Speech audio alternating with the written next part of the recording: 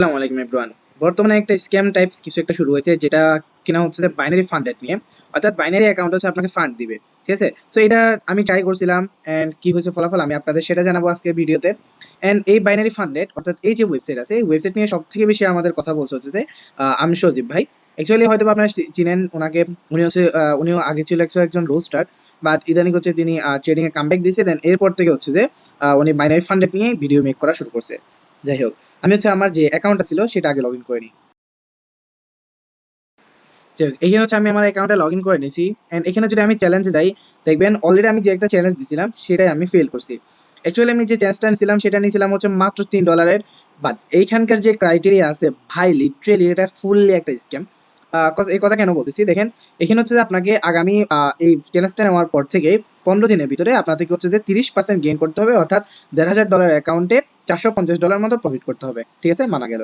এরপর এইখানে সব থেকে বড় যে স্ক্যাম সেটা হচ্ছে যে গিয়ে আপনার উইন রেশিও আপনার 75% থাকতে হবে। অর্থাৎ আপনি যদি 100টা ট্রেড করেন, ওইখান থেকে মাত্র 25টা ট্রেড লস হওয়ার মানে লস হতে পারবে, বাকি 75টা ট্রেড আপনার প্রফিট হতে হবে 100টার মধ্যে। এখানে প্রচুর উইন রেশিও প্রয়োজন, যেটা আমাদের এসি ট্রেডারের কাছেও নেই, ঠিক আছে?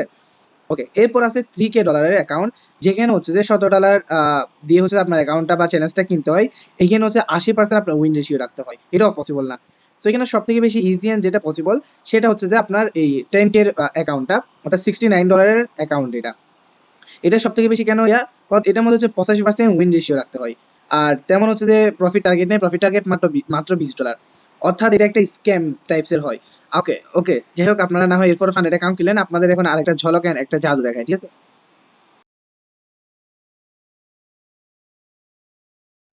যাই হোক, এবার হচ্ছে তোমাদের মেইন যে স্ক্যামটা আছে ওইটার দিকে নিয়ে যাই। সাপোজ নর্মালি কি হয় মনে করো হচ্ছে যে এখান থেকে আমি আগামী 1 মিনিটের জন্য একটা সেল ট্রেড প্লেস করলাম, একটা না মাল্টিপল সেল ট্রেড প্লেস করলাম।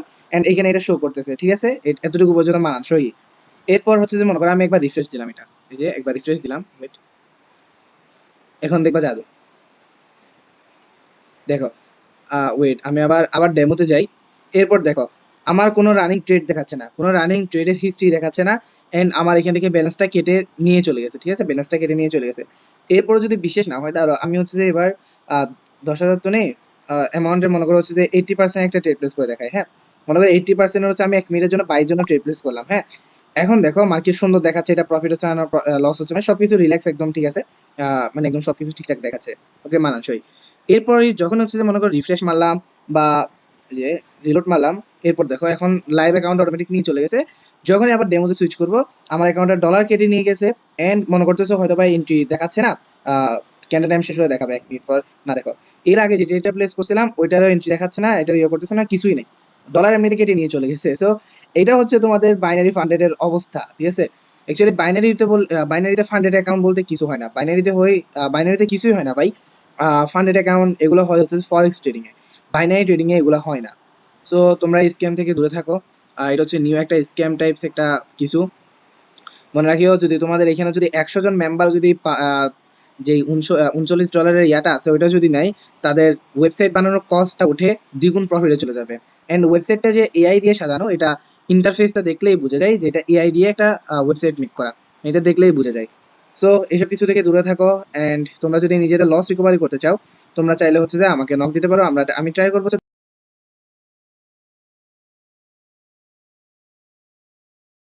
তোমাদের লসটা রিকভার করে তোমাকে ভালো একটা ছোটখাটো একটা ভালো একটা অ্যামাউন্টের প্রফিট করে দেওয়া।